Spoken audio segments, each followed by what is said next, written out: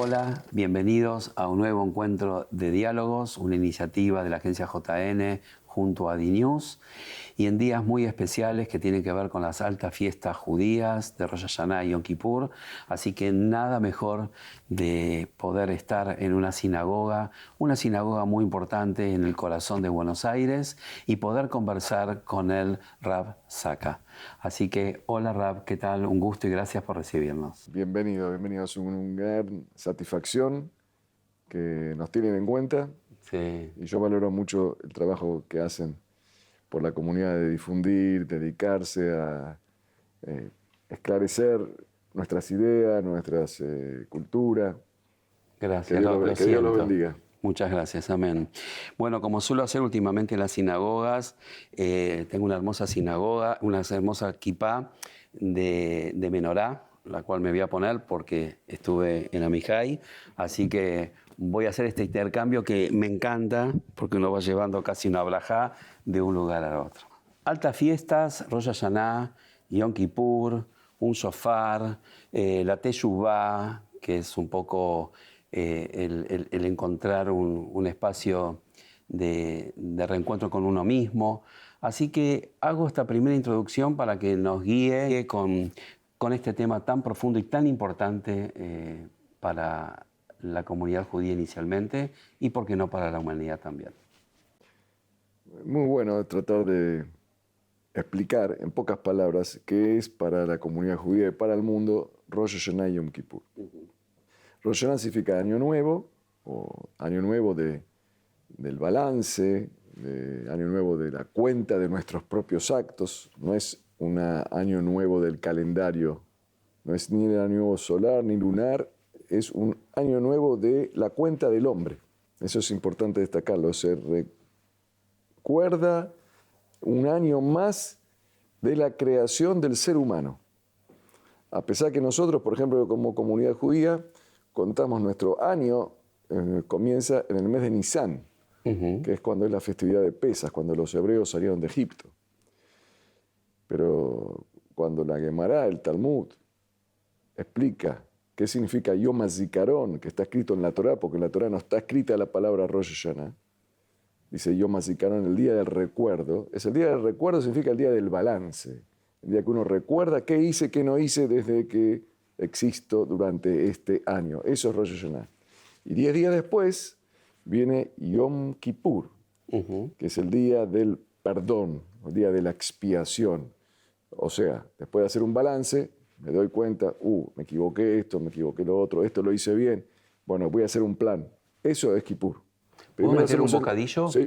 ¿Cómo juega Elul, que es el mes que estamos atravesando? Y el mes de Elul, que un juego de palabras en el idioma castellano, es el último mes del año antes de Rosh Hashanah, es un mes dedicado a la Selijot y a la Rajamim.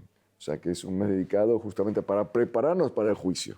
O sea, que el proceso sería todo un mes previo a Rosh Hashanah, que se toca el shofar en algunas comunidades, o se hace Selijot en otras, que es unos rezos especiales previos Eso a la... quería definir, ¿qué es Selijot y Selijot Rajamim? significa recitaciones de alabanzas y disculpas a Dios por nuestros errores y una introspección, una convocatoria a través de cantos y de oraciones para que uno entre en clima, ¿no? Que voy dentro de un mes, va a ser Rosh Hashanah. Va a ser el día que voy a tener que hacer una evaluación de mi vida. Sí. Entonces eso es prepararse para eso. Elul, Rosh Hashanah, y después de 10 días Yom Kippur, y ahí termina el proceso del reencauzamiento de nuestra conducta hacia el bien. Se supone que en Yom Kippur hicimos una mejoría, y por eso después viene la fiesta de Sukkot y Simchat Torah, que es alegría, relax. Después de haber cumplido con nuestra tarea de mejorar, de haber pasado la prueba, Sukkot es Zman Simchaten, en la época de la alegría. Ya que explicamos acá, ¿no? que es un día de juicio, de evaluación, tanto Elul, Rosh Hashanah y Yom Kippur, de perdón. Yo me imagino a un visitante a la comunidad judía, o a la sinagoga, o a las instituciones, y se va a encontrar con una contradicción tremenda. Me pasó ya personalmente. Viene una persona que invitamos a casa para Rosh Hashanah.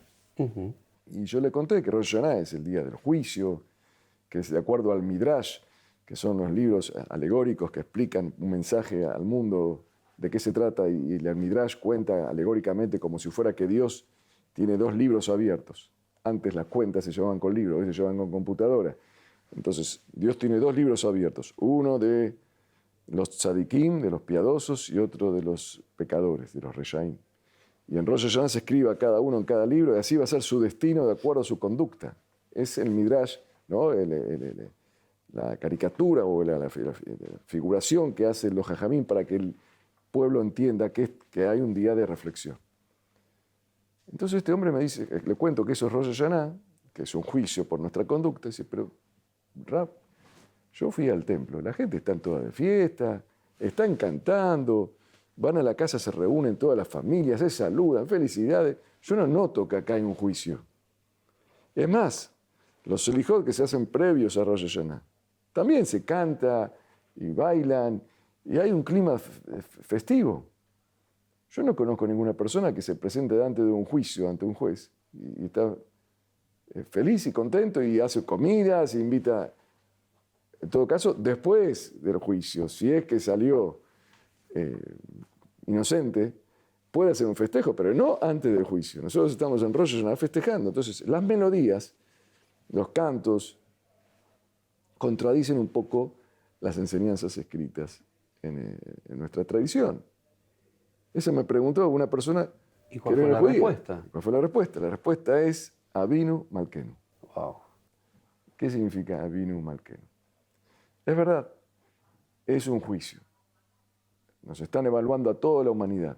Cada una vez por año tenemos que rendir cuentas. Tendríamos que estar tensionados. ¿Qué comer? ¿Qué festejo? ¿Qué cantar? No, que se visten todos lindo para la fiesta. Uno no, si está realmente bajo la presión de un juicio, no tiene que estar en ese ámbito de festejo. Pero nosotros decimos una tefilá, la tefilá de todas las comunidades judías, Ashkenazim, Sefaradim, de todos los tiempos, Avinu Malkenu. Padre nuestro, Rey nuestro, recibe con misericordia nuestras oraciones. Padre nuestro, Rey nuestro. Decimos una tefilá, muchas veces decimos Avinu Malkenu, se repiten muchas veces. Así es. ¿Qué es Padre nuestro, Rey nuestro? ¿Qué esconde esto? Esconde el secreto de esta contradicción y para entender con quién somos juzgados. Es verdad que uno tiene que rendir cuentas por sus actos. Y si uno tiene que rendir cuentas por sus actos, tiene terror, miedo. Si soy culpable, voy a la cárcel. Pero cuando uno va al tribunal y se encuentra que el juez es su padre, está bien, no te vas a perdonar sin justicia, pero es tu padre. Wow. Él te quiere, él busca tu bienestar. No quiere castigar como está en el inconsciente de la humanidad que piensan que la religión es un elemento coercitivo que genera culpa y que el castigo y el pecado. No, todo lo contrario. Primero Avinu, después Malkenu. Primero Dios es nuestro Padre y después es nuestro Rey. Malkenu es nuestro Rey. Entonces, ahí se explica la contradicción, las melodías. ¿Por qué estoy contento? ¿Por qué voy a festejar? Porque el que me juzga es mi papá. El que me juzga me ama, es nuestro creador. A todos los humanos, judíos, no judíos, cualquier religión, todos somos, de acuerdo a la tradición judía, el mundo entero tiene que hacer esta evaluación. Pero esta evaluación la hacemos delante de Dios, o sea, la hacemos delante de alguien que es criterioso, que juzga, pero por otro lado nos ama. Esa parte de que nos ama a veces fue olvidada a lo largo de la historia en todas las religiones y me parece que es la que debemos fomentar. Primero Avinu y después Malkenu. Primero es nuestro Padre, después es nuestro Rey. Porque si uno se relaciona con Dios a través del pecado, de la culpa y del miedo, no es saludable. Creo que la palabra teshuvá, que es el arrepentimiento, es la que, digamos, tiene más énfasis en Yom Kippur. ¿Qué nos puede ayudar para que el que conoce y para el que no conoce? Cuando hablamos de teshuvá, ¿de qué estamos hablando? ¿Qué es Kippur?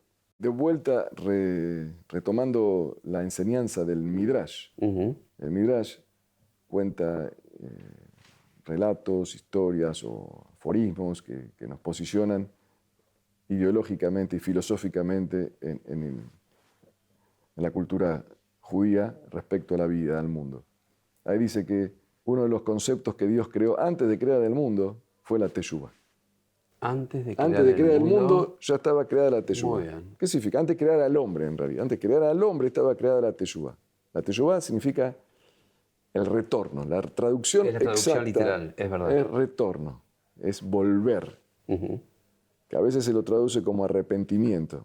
No es incorrecto. Dios creó la posibilidad del retorno, de volver o del arrepentimiento de las personas a los errores cometidos. Ese concepto lo creó como parte de la naturaleza del universo, lo creó como parte en el hombre antes de crear al hombre. O sea que el hombre tiene reglas naturales.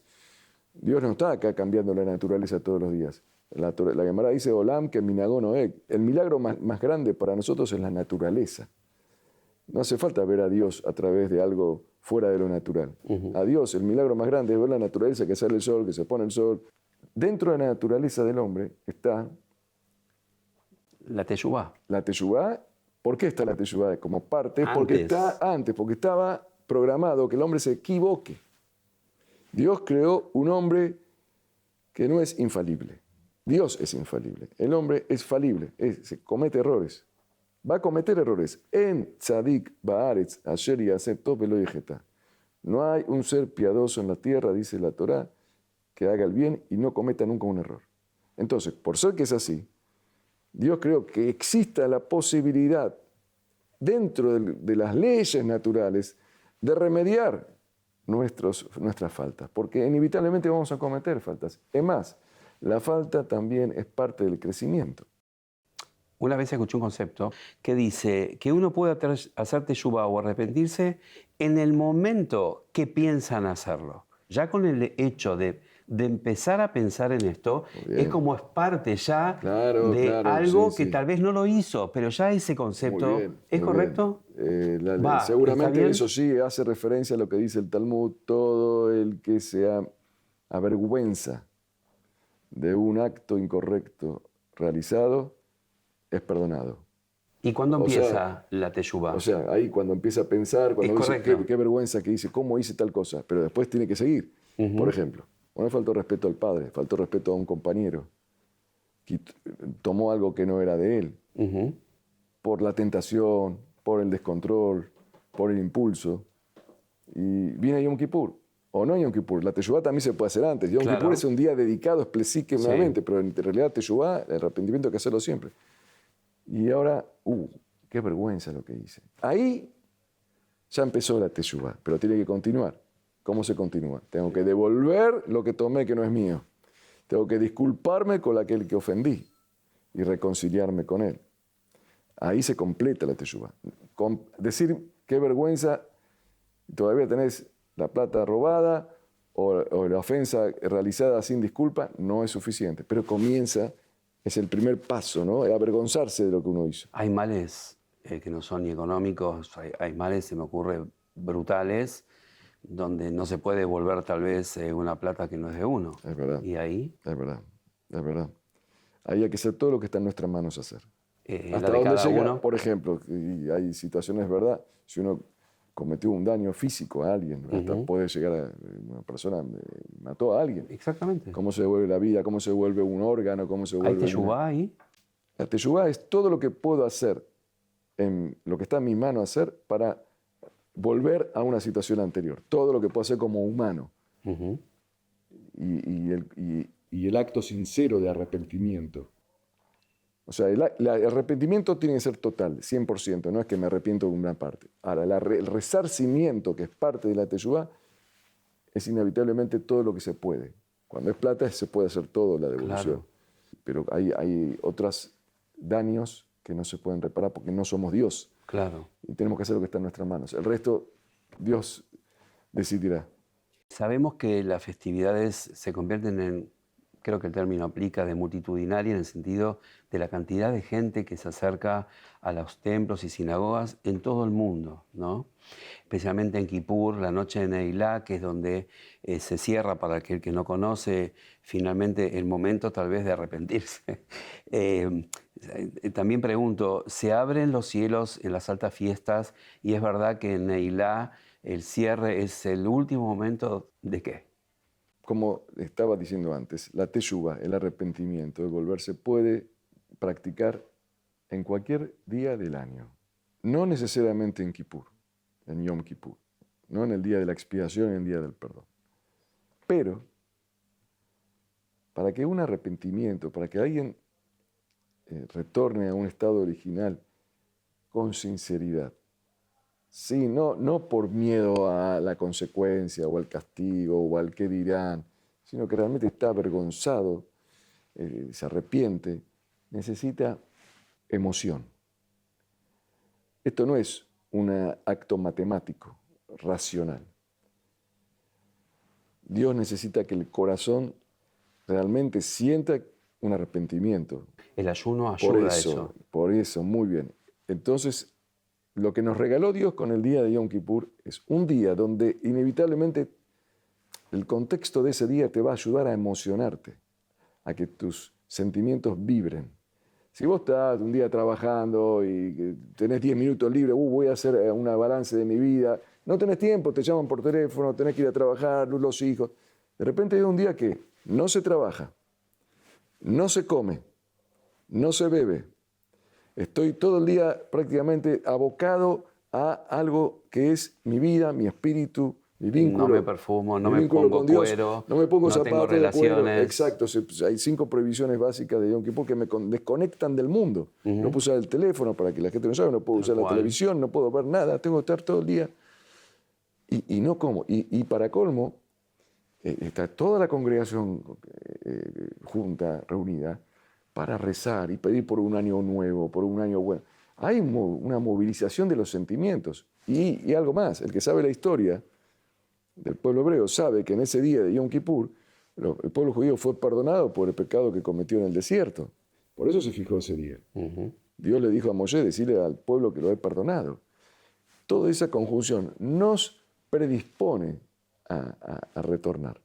Por eso el momento de la Neilá es el momento que termina ese día. Después de la Neilá se va a comer, volvemos a los teléfonos, a la vida cotidiana y ya la emoción se va a ir. Por eso es el momento más álgido, más conmovedor, porque se están, como se dicen, cerrando las puertas del cielo. Nunca se cierran las puertas del cielo. Lo que se cierran son nuestras puertas con el cielo. El cielo siempre está abierta. Bien. Pero Dios nos hizo abrir nuestras puertas para conectarnos con Él, creándonos un entorno movilizador emocionalmente. La pregunta es, durante tantos miles de años, ¿qué le hemos dado al mundo gentil, no judío, y qué le damos cada festividad de Rosh Hashanah y Yom Kippur, que es casi también una cuestión que está en el ADN nuestro, que transmitamos esto claramente al mundo no judío? El pueblo judío tiene una misión entre todos los mandamientos que tenemos. Hay una gran cantidad de mandamientos que tienen que ver con mantener la identidad. O sea, hay mandamientos que son para el beneficio del cuerpo, mitzvot, son mandamientos que Dios nos dio, mandamientos que tienen que ver para el beneficio del prójimo, de la ética, de la moral, de la convivencia. Otros mandamientos tienen que ver para el beneficio anímico. Todos los mandamientos de Dios son todos para el bienestar del ser humano que lo practica. Hay un grupo de mandamientos que no tienen ningún beneficio. El único beneficio que tiene es mantener al pueblo hebreo que superviva a lo largo de la historia. Identidad. Le da identidad. El tefilim, hay ciertos ritos, ciertas prácticas que son que son solamente tienen sentido para el pueblo de Israel. Por ejemplo. Tefilima, claro, que es lo que nos ponemos. Claro, lo que las filactelias. Sí. Pero, por ejemplo, el sábado, el descansar el día sábado, es un beneficio para todo el mundo. O sea, descansar una vez por semana, que la gente descanse, es un beneficio para el judío, para el no judío. Todo el mundo lo puede adoptar. ¿sí? Pero, por ejemplo, festejar Sukkot. La fiesta de las cabañas. La fiesta de las cabañas que hicieron cuando salieron en Egipto, unas cabañas durante el desierto, al transcurso de la tierra de los faraones hacia la tierra prometida, en la tierra de Israel, unas cabañas, o que eran las nubes protectoras que protegían, según otra explicación, al pueblo de la intemperie del desierto. Nosotros recordamos esa epopeya, esa historia, y nos fortalece nuestra identidad histórica. Eso es importante que lo haga un judío. No lo tiene que hacer un francés, o un alemán, o un chino. No, ellos tienen que recordar otros elementos que le ocurrieron en su historia para recordar los favores de Dios, por ejemplo. Bien. Pero no van a ser Pesaj, claro, o van a ser Sukkot, que son festividades relacionadas con la salida de Egipto. ¿Qué quiero decir con esto?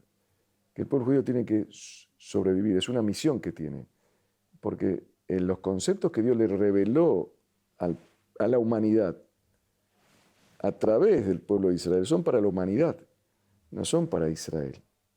No somos un pueblo elegido porque es mejor o porque Dios lo quiere más. Está escrito bien claro en la Torá. Dios nos dio una misión, ¿por qué? A nosotros, ¿por qué a este pueblo? Porque eran descendientes de Abraham, Isaac y Jacob. Todas las religiones lo dicen eso. Por ser que yo hice un pacto con tus padres, tengo que elegir a un grupo de personas que lleven la bandera de la ética y de la moral a un mundo que se estaba corrompiendo en esa época. Ustedes van a ser, ¿por qué nosotros? Y porque ustedes son los hijos de Abraham, Isaac y Jacob. Y ya saben de este tema. Ellos se acercaron a mí, ellos eran éticos, eran morales. A ustedes les voy a dar estos mandamientos, que son mandamientos positivos para que todos puedan aprender mandamientos de esta Torá. Pero aparte les voy a dar unos mandamientos para que ustedes no desaparezcan, para que ustedes mantengan la identidad, porque ustedes se deben a la humanidad. No es que es para ustedes el beneficio. Ustedes son porque son descendientes de Abraham, Isaac y Jacob, los patriarcas.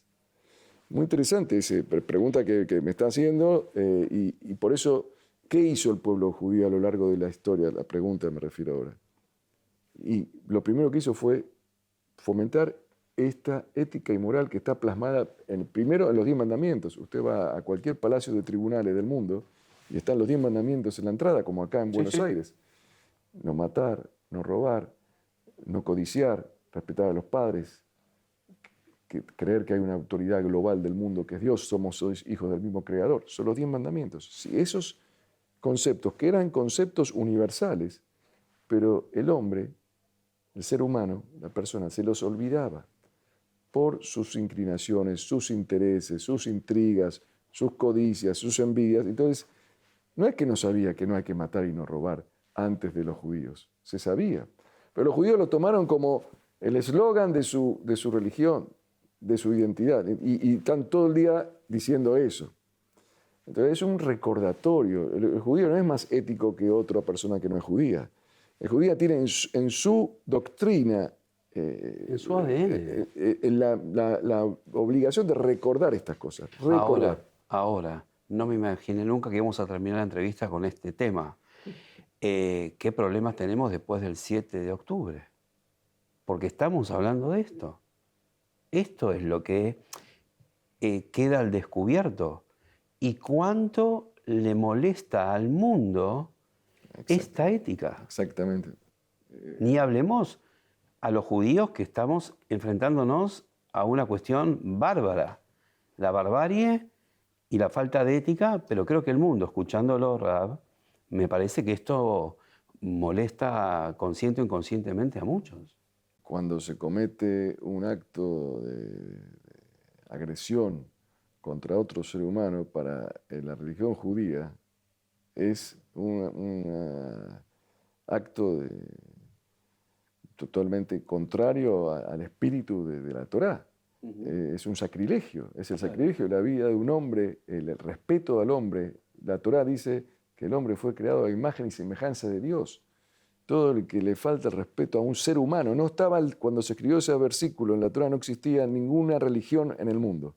No existía ningún pueblo en el mundo. Dios creó a Adán y Eva a imagen y semejanza de él.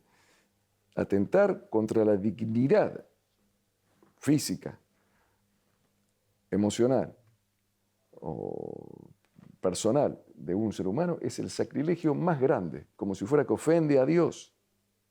Entonces, cuando nosotros nos encontramos con agresiones, para nosotros es un sacrilegio. Y la gente no, nada más que debería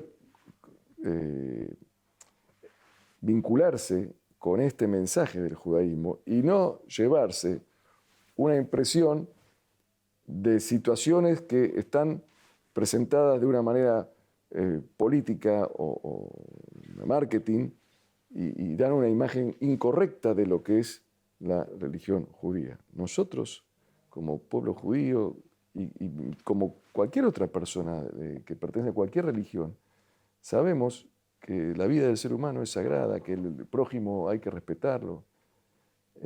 No tenemos que olvidarnos nunca, a pesar de las circunstancias que pasan alrededor nuestro, las guerras lamentables que hay, que no vamos a perder nunca nuestra humanidad. Ningún pueblo debe perder su humanidad. Todo pueblo se va a defender si lo atacan, pero ningún pueblo debe nunca perder el respeto por la humanidad y por el prójimo. Rab, lo voy a despedir y usted va a tener las últimas palabras. Que nos despida con el mensaje que trae el shofar, lo que significa el shofar, que no lo pudimos abordar, pero brevemente creo que también ahí hay un mensaje profundo que con eso vamos a terminar con usted. El personaje más influyente en la historia del judaísmo, en mi opinión, fue Maimónides, el Rambam, Rabbi Moshe ben Maimón, un filósofo, médico y rabino que nació en Córdoba, España, en el Andaluz. Estaba bajo dominio árabe en esa época. Hay una hermosa imagen de él o un monumento de él para quienes andan por ahí. Córdoba, sí. Y él dijo en su libro, un libro que se llama Yad HaZaká, Mishneh Torah, que es como la segunda Torah. Escribió un libro donde se condensan todos los mandamientos de la Torah en forma codificada. Él dice, el shofar está escrito en la Torah que hay que tocarlo en Yom HaZikaron, en el día del recordatorio, del balance. Y dice el Rambam, Maimónides, dice, no está escrito en la Torah porque hay que escuchar el shofar. Dice solamente... Sí tocarlo, pero no escucharlo. No, o sea, hay que escucharlo el shofar. Okay.